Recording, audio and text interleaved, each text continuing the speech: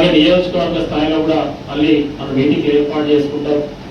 నేను తక్కువ మాట్లాడినా ఎక్కువ పనిలో ఇన్వాల్వ్ అయి పనిచేస్తా. దయచేసి అందరూ కూడా ఏ సమస్య ఉన్నా కూడా నా దృష్టికి తీసుకురండి, రాజన్న గారి దృష్టికి తీసుకెళ్ళి అది పరిష్కరించే బాధ్యత కూడా నేను తీసుకుంటా. మా రాధిక మేడం గారు నా మీద సెటైర్లు వేశారు.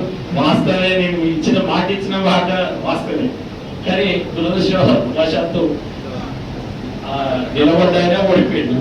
పైన పోయింది, పైన ఉన్నా కింద పోయినా ఏదైనా చేసేదాన్ని.